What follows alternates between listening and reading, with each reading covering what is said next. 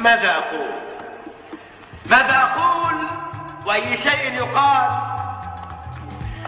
وأي شيء يقال بعد كل ما قيل؟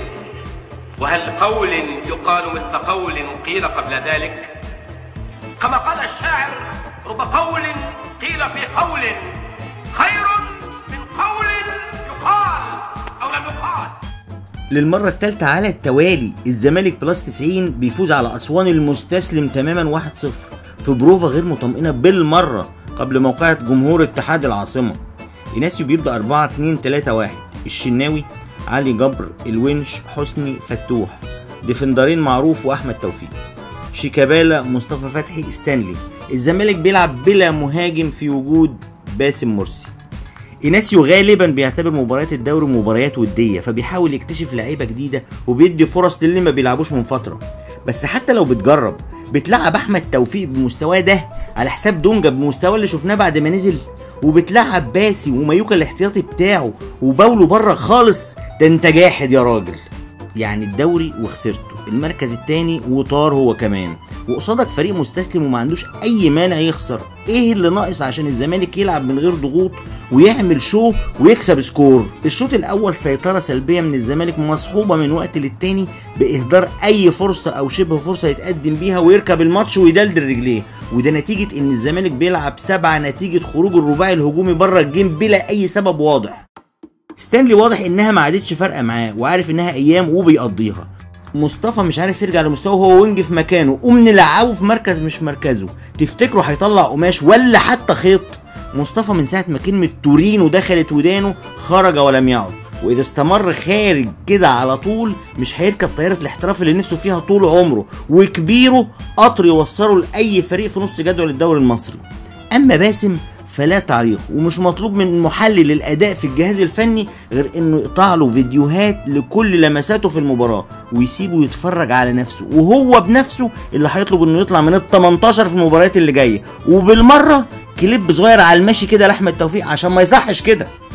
وشيكابالا رغم انه مش في مستواه الا انه عايز يرجع وبيحاول وبيضغط على نفسه رغم ضعف اللياقه وقوه الالتحامات، ويمكن عشان كده ربنا بيكافئه سواء باسيست زي مباراه الداخليه او بجون حاسم زي مباراه النهارده.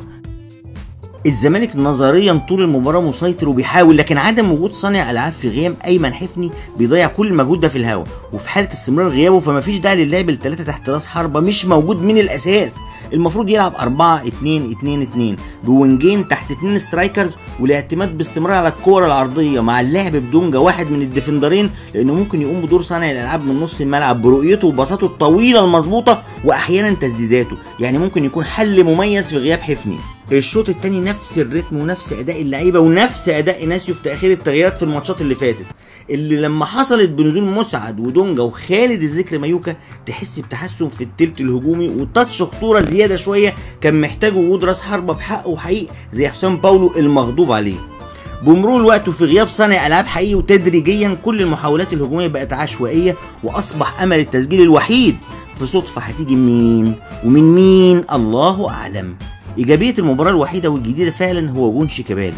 للمره الثالثه على التوالي الزمالك بيسجل في الدقيقه 90، وده دلالته ان اللعيبه عاوزينه وبيحاولوا لاخر لحظه، ودي مش عاده زملكاويه متاصله واحنا مش متعودين على كده الصراحه، بس تصدقوا احساس لطيف جدا انك تخطف الماتش في الوقت الضايع. الصراحه انا حبيت الموضوع قوي. ملحوظه اخيره، الزمالك اتحسب له طول المباراه 16 ضربه ركنيه عدوا كلهم زي النسمه الصراحه، مفيش كده في الدنيا. تنفيذهم ونهايتهم بنفس الطريقه. المفروض نقدم طلب للفيفا لما الزمالك يكون مزنوق والوقت بيجري مفيش داعي لاحتساب ضربات جزاء او ركنيات لانها بتبقى تضييع وقت مش اكتر. نجم المباراه ولكام مباراه على التوالي هو معروف يوسف اللي بيبذل مجهود كبير في نص الملعب لتعويض غياب كل اللي بيلعبوا جنبه الفتره الاخيره، والنهارده حاول يلعب دور صانع الالعاب على فترات، والجون بدايته كانت قطعه واوفر من معروف. من الواضح ان مستوى معروف مش بيجي غير مع المدربين الاجانب. اسوأ من في الملعب هما 2 عارفين نفسهم كويس ومش هنقول اسمائهم خالص. احب افكركم وافكر نفسي ان الماتش الجاي مع اتحاد العاصمه وسط حضور جماهيري مفزع مفتقدينه في كل مبارياتنا على ارضنا. هقول لك حاجه، مش متفائل.